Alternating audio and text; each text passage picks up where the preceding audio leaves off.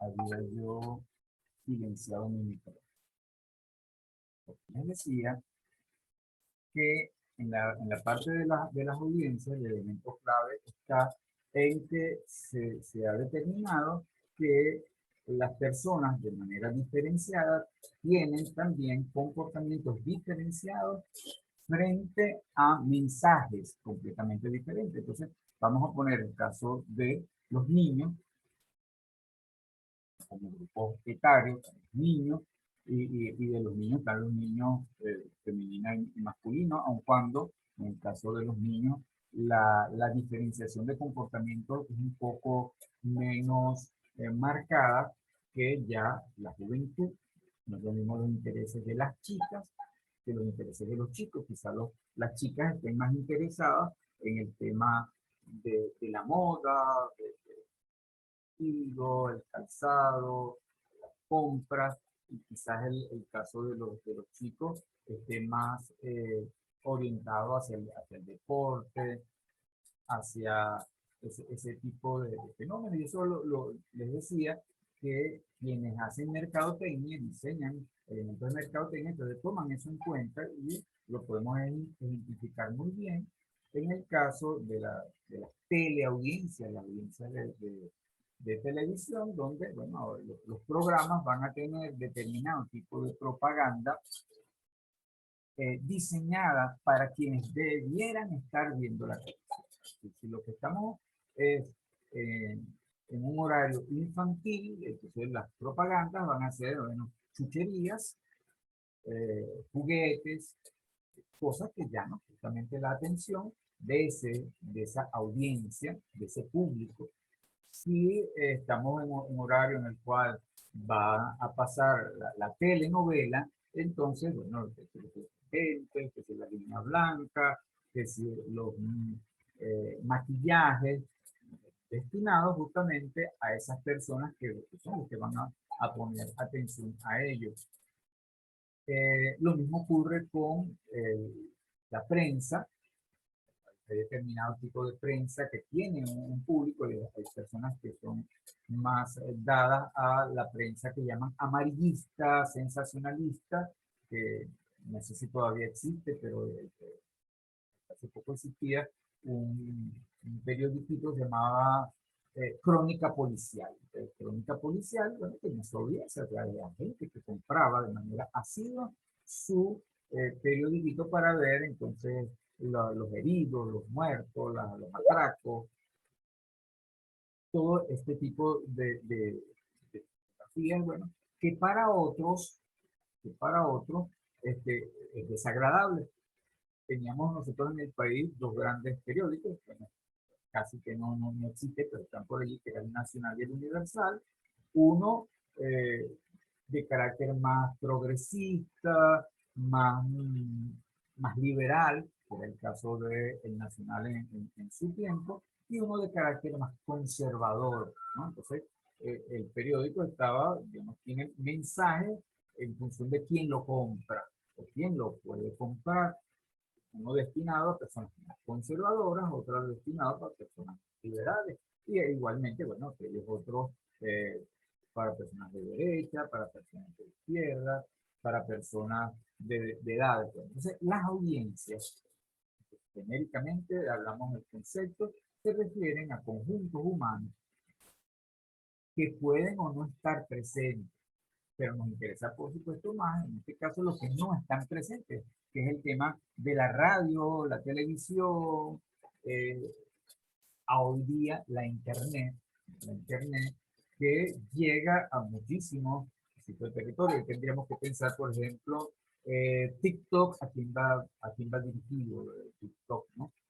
Por respecto a WhatsApp, o el Facebook justamente diseña, la gente experta en mercadotecnia, entonces ecuaciones que en función de los gustos de la persona, usted le va dando like, le va dando me gusta, y entonces va configurando. Entonces, lo más probable es que la pantalla de Facebook que usted observa no es la misma que tienen otras personas, porque ellos diseñan la respuesta de la plataforma que se le presente a la persona en función de sus preferencias.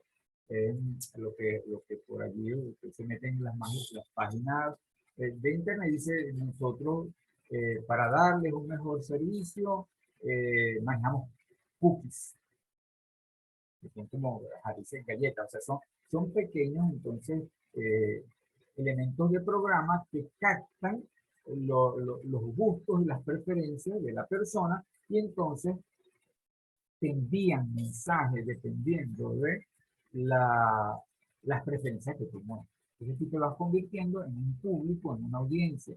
Si a ti te gusta más un cierto mensaje, vamos a poner que te gusta, le das mucho like, me gusta a cosas donde aparecen muchos paisajes, dices, bueno, entonces te mandarán cosas que tienen que ver con animales, con plantas, si tú colocas que te gusta más, cosas que tienen que ver con carros, con motos, bueno, te mandarán ese tipo de cosas y bueno, en los últimos tiempos lo vienen aprovechando como se aprovecha el caso de la televisión y la radio colocando propaganda física. Esa propaganda te la mandan en función de ese comportamiento.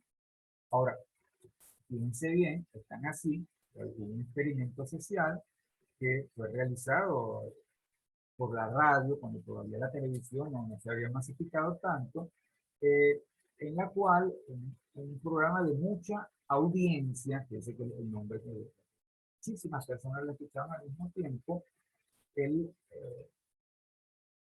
locutor que diseñó el programa hizo su experimento social y empezó a darles a entender a las personas que lo estaban escuchando que estaba ocurriendo en ese momento una invasión extraterrestre. Y utilizó sonidos, y utilizó expresiones, y digamos lo que es la magia de la electrónica para aquel momento no tan desarrollada. Hoy día hay muchísimas más herramientas para simular situaciones.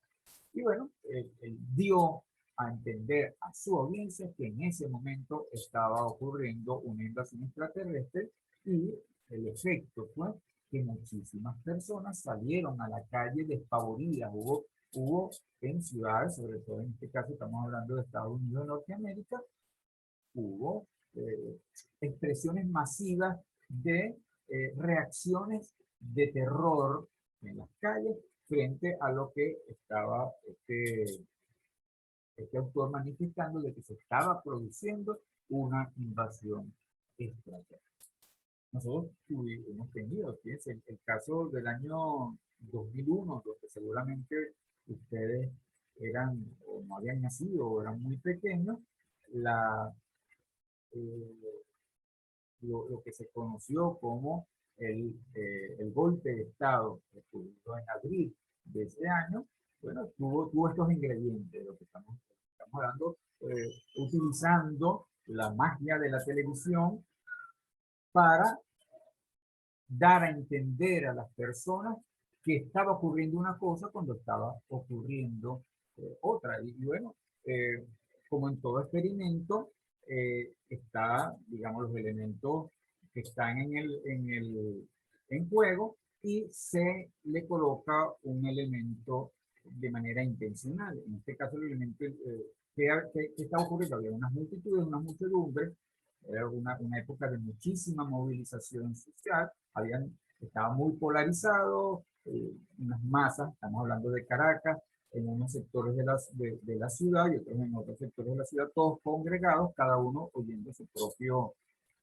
propio mensaje, y desde un sitio estratégico empezaron a disparar a un lado y a disparar hacia el otro lado, caían muertos de un lado y caían muertos de otro lado, y empezaron a enviar mensajes por la radio y por la televisión de que había una represión, una decisión de parte del gobierno de reprimir las manifestaciones. Y eso generó entonces enardecimiento de esas masas, y en algún momento parecía, de acuerdo el que estuviera viendo la televisión en aquel momento, parecía que esas dos masas humanas se iban a encontrar y se iban a enfrentar cuando en la realidad, desde el punto de vista físico, unos estaban en el este y otros estaban en el oeste, pero la televisión lo mostraba como si eso estaba ocurriendo en conjunto y mostraban a personas disparando, porque venía la policía y le disparaba a los que estaban en el oeste,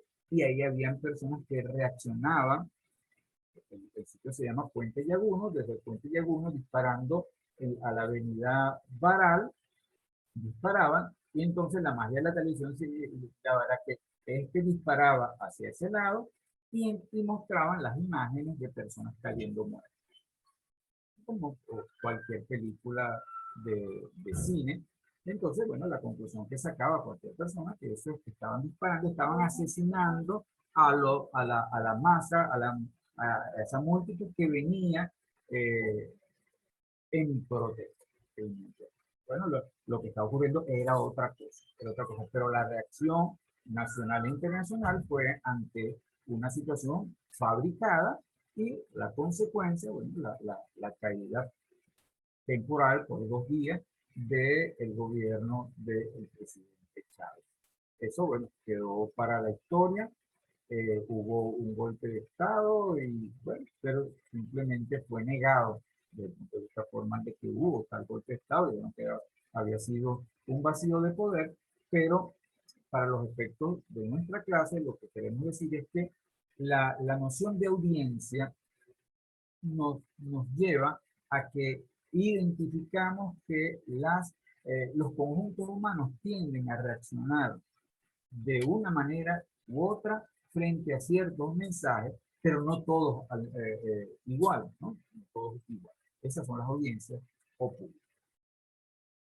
Ok, el siguiente concepto que tenemos es el de las redes sociales. Las redes sociales, fíjense que va a tener una característica que no es un invento de los últimos tiempos. La noción de red social ya la manejaba la sociología y tenía que ver con ese conjunto de personas con las cuales cada individuo se relacionaba. Es decir, cada uno de nosotros de manera natural vamos tejiendo en la vida nuestras propias redes. Tenemos primos, tenemos tíos, tenemos vecinos, tenemos, y cada rol a su vez se relaciona con otros roles. En tiempos en que no existían formas de comunicación interpersonal masiva, bueno, las redes eran un poquito más delimitadas. Usted podía tener una red social de personas con las cuales tenía correspondencia por la vía de escribirles cartas. Le escribía cartas a personas, y esas personas le respondía, y esa era su propia red. Entonces, cada persona tiene su ámbito de influencia a personas a las que les llega y personas que le responden. La electrónica y la internet potenció esa capacidad, y todos ustedes ven el origen del Facebook, ven que fue inspirado en los libros que ya existían en las universidades norteamericanas, en las cuales cada promoción sacaban las fotos de quienes estaban en esa promoción y que, bueno, se supone que eran amigos, eran personas que se conocían, y generaba la posibilidad de mantenerse en contacto. Y de hecho, fíjense que una de las cosas que la gente trata, pues no lo hemos hecho. Yo salí de bachillerato en el año 79 y hemos tratado de reunirnos en determinadas oportunidades y hacer reencuentros. La red social entonces potencia eso a una máxima expresión, en la cual entonces cada persona va generando la posibilidad de una red, no solamente con los cuales tiene una relación personal que se ha conocido físicamente, sino con muchísimas personas y ya sin limitaciones de espacio y de tiempo. Entonces, ya no estamos hablando de presencia recíproca en presencia física, sino de presencia recíproca virtual. La virtualidad, a través de los desarrollos de la ciencia y la tecnología, permite que entonces tengamos un contacto con personas que no están en el mismo espacio y en el mismo tiempo. E incluso fíjense que esto se cruza con las nociones de audiencia, porque usted puede, que es el caso de de esta TikTok, pero también de YouTube. Usted puede generar hoy día su propio programa, usted puede hacer su propia emisión y captar la atención de otras personas. Y usted teje su propia red y tiene su propia amplio margen de influencia. Son entonces las redes sociales que hoy día conocemos como tales y que tienen, bueno, sus elementos positivos y sus elementos negativos. Hoy día estamos tratando de conseguirle o de canalizar elementos positivos, como es el caso de la educación, la utilización. Nosotros mismos hemos abierto un grupo en Facebook que nos permite entonces allí, utilizando las utilidades de la electrónica y la forma de conseguirnos a veces de manera sincrónica o a veces de manera asincrónica. Y ya el Facebook que te genera esa posibilidad.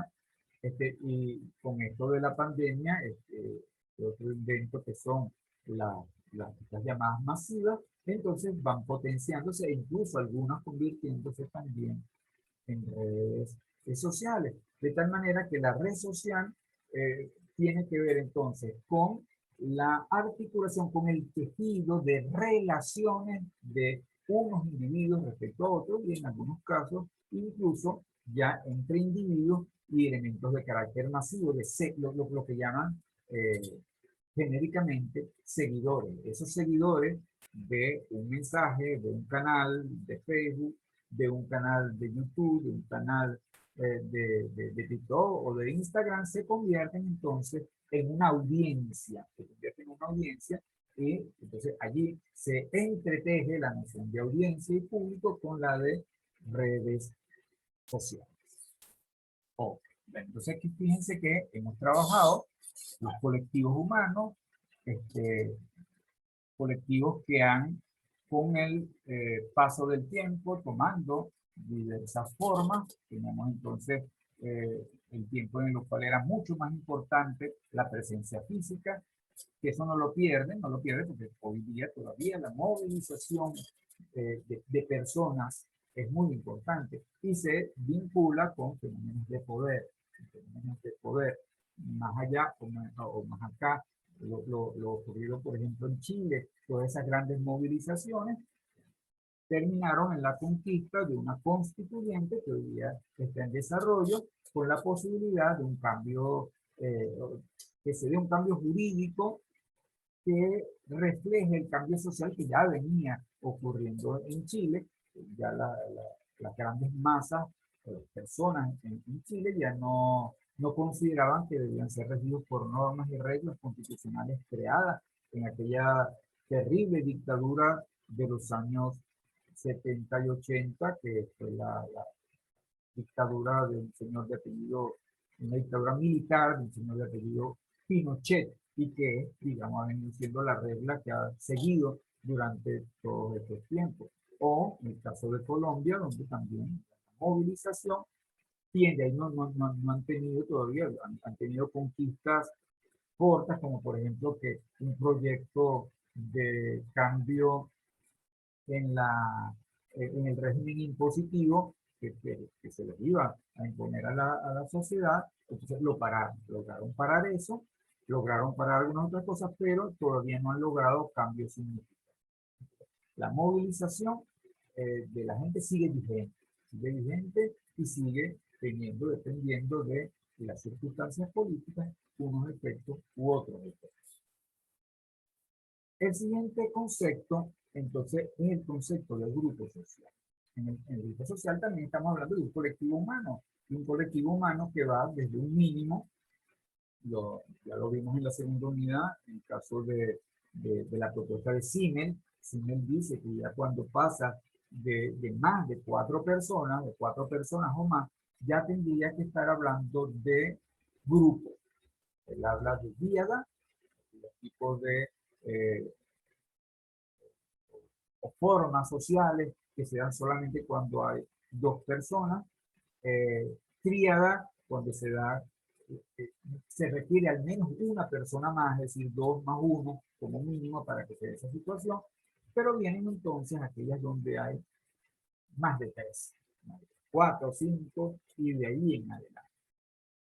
El grupo requiere la presencia física de las personas en su concepto sociológico. Claro, hoy día ustedes dirán, bueno, en Facebook armamos un grupo, porque tiene otras características. El grupo implica la copresencia, implica la interacción entre personas en un lapso de tiempo buscando un objetivo. O sea, hay un objetivo que unifica la atención de esas personas. Buscar una meta, buscar un objetivo, buscar lograr algo. Entonces, las personas se reúnen, este conjunto de personas se reúnen para el logro de algo. Y van teniendo una regularidad de interacción desde un mínimo. Tomemos otra vez la noción de continuo, desde un mínimo de regularidad, un mínimo de duración, pasando por situaciones intermedias hasta, bueno, conjuntos humanos que trascienden incluso la vida de las personas. Tenemos organizaciones, ya se está introduciendo un tipo de grupo social muy estable que se llama la organización, y la organización, hay organizaciones que han trascendido vidas de las personas. Una empresa, un banco, el Banco de Venezuela, Banco Provincial, es un banco que tiene cientos de años, más allá de las vidas de las personas, sigue existiendo el grupo. Entonces, desde un mínimo hasta un máximo. Entonces, se trata de conjuntos humanos con un objetivo y que va esa interacción regular, y la regularidad de la interacción va generando una identificación de unas personas respecto a otras y van tejiendo un comportamiento colectivo a imagen de cuerpo. Es decir, las personas van constituyendo o creando símbolos, van creando signos que los identifican a unos a otros, formas de expresión, formas de vestir, uniformes, por ejemplo, un uniforme, un emblema, un tipo de saludo o ciertas expresiones que da la sensación e identifica quiénes están dentro y quiénes están fuera. Quienes están dentro del grupo, quienes están fuera. Al inicio de la introducción de la clase les hablaba, bueno, por ejemplo, los estudiantes de la Universidad de Carabobo, que se diferencian de los estudiantes de la José Antonio Páez, o de los estudiantes de la Arturo Michelena, o de la Central. Pero si vamos a ser siendo más específicos, los estudiantes de relaciones industriales, los que entran más o menos es indiferenciado, pero en la medida que van pasando los semestres, se va construyendo una identidad colectiva. Y esa identidad colectiva hace que se diferencien, por ejemplo, los estudiantes de economía de los estudiantes de administración, de los estudiantes de relaciones industriales. Les pongo ejemplo mi experiencia. Yo estudié en una universidad, allá no se llamaba facultad, sino vicerrectorado. En el vicerrectorado de Barinas teníamos la carrera de sociología, se llamaba el programa de sociología, y teníamos el programa de economía. Cuando nosotros entramos, todos éramos muy similares, pero a la medida que iba pasando el tiempo y nos íbamos interactuando los de sociología con los profesores de sociología, iban pasando los semestres, nuestro modo de vestir, nuestro modo de expresarnos, las cosas que nos llamaban la atención y nos expresaba, nos iba diferenciando de los estudiantes de economía. Y usted veía que ya llegando al octavo semestre, los estudiantes de sociología tendríamos a ser personas así como peludo, con pelo, barba, vestidos con franela, con blue jeans, en lugar de un maletín, un bolso terciado, en comparación con los estudiantes de economía, que entonces se vestían de manera más formal. En Barinas no se usaba la corbata, pero se usaba camisas manga larga, zapatos de cuero, maletín de cuero. Ahí había una diferenciación entonces entre dos grupos. El grupo de los estudiantes de economía y el grupo de los estudiantes de sociología. Nosotros, son tiempos atípicos, pero cuando hacemos presencia en la universidad, nos damos cuenta de los estudiantes de derecho. Antes era muchísimo más marcada la diferenciación. Tuvimos el ejemplo de un cafetín que compartían los estudiantes de educación con los estudiantes de derecho, lo que se llama la remolacha. Y allí se notaba, era como agua y aceite, a pesar de que compartían el mismo cafetín, la disposición, los símbolos, la forma de expresión y la forma de comportamiento diferenciaban a un tipo de estudiantes, los estudiantes de derecho, de los estudiantes de educación, y costaba, de hecho, a veces cuesta mucho porque se generan límites imaginarios, pero que se hacen efectivos. Los grupos sociales, entonces, con su identificación, genera límites, algunos los llaman, en relaciones industriales los llaman, límites psicológicos, límites imaginarios que nos van a entender quiénes están dentro del grupo y quiénes están fuera del grupo. Los grupos requieren generalmente entonces un objetivo central, ¿no? Que sea el único objetivo, pero debe haber algo que lleve a las personas a reunirse para lograr. Es un elemento clave que incentiva, que motiva a la persona a estar allí. Respondemos la primera pregunta que decíamos en las primeras clases de sociología, decía, ¿por qué está usted estudiando relaciones industriales? Si usted está estudiando relaciones industriales, porque algo lo motiva a estudiar relaciones industriales. ¿Cuál es su objetivo? Bueno, formarse en una disciplina y graduarse para ejercer esa disciplina. Eso independientemente de muchos otros intereses, identifica a los estudiantes de la Escuela de Relaciones Industriales. Ese es el objetivo común. Luego tiene la regularidad. Vamos interactuando unos con otros de manera regular, más o menos regular. Entiendo que estos tiempos la interacción es más virtual que de presencia física, ¿no? Pero normalmente entonces los grupos son personas se reúnen en un sitio, que hay algunos que se reúnen una vez a la semana, una hora a la semana, hay otros que se reúnen todos los días y comparten un horario de 7 de la mañana a 9. Imagínense, a veces uno pasa más tiempo en un trabajo, en una oficina, que con la familia, ¿no? Entonces, imagínense esas personas que llegan a las 6:30 de la mañana, empiezan a llegar a las 7, pasan el día e interactuando con esas otras personas que están en el mismo sitio, y así todos los días, de lunes a viernes, de lunes a sábado, todo el año, se constituye un cuerpo, se constituyen unos límites en los cuales entonces quién está dentro y quién está fuera. ¿Qué otro elemento caracteriza al grupo? Unas reglas. Hay unas reglas. Hay unas reglas que pueden ser, y ahí utilizamos otra vez el continuo, reglas informales. Y cuando hablamos de lo informal, nos estamos refiriendo a algo que no está escrito, que no está sancionado, no está decidido por una autoridad, pero que es respetado por los miembros, por los participantes. Y tenemos reglas formales. Bueno, redactamos un estatuto, redactamos una regla y nos regimos por reglas explícitas. Entonces, las reglas pueden ser implícitas o explícitas, pero tienden a ser respetadas por los miembros del grupo. Y el otro elemento es una jerarquía, un tipo de organización, es decir, hay más o menos formalizado.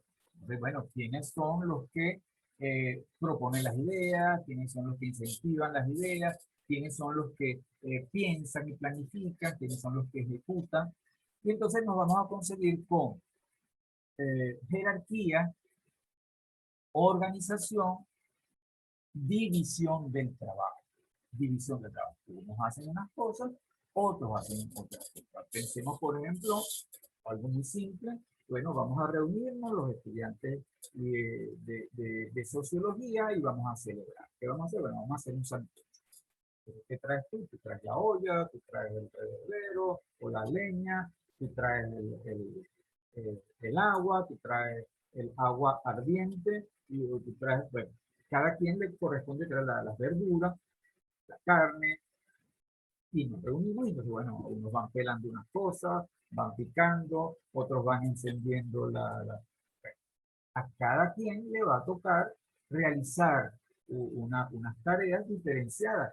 Este, este tipo de situación, la que estoy hablando, es una situación muy, pero muy informal y puede ser intercambiable. La siguiente vez que vayamos a realizar una reunión de este tipo, entonces a otro le tocará hacer lo que tú hacías en este momento. Y eso no aparece en ningún estatuto, en ninguna regla, pero la división del trabajo forma parte de elementos de cooperación que en todo grupo existe y que caracteriza a los grupos. De tal manera que tenemos esta situación en un nivel mínimo y nos vamos viendo entonces el caso de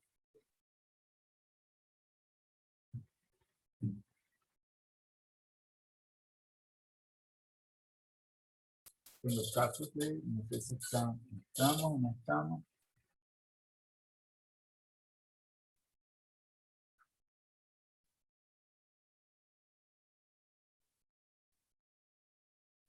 Por las dudas voy a reiniciar, Madeleine, tú eres la que estás allí, no sé si estás presente, pero vamos a reiniciar porque no sé si se cayó la reunión o no.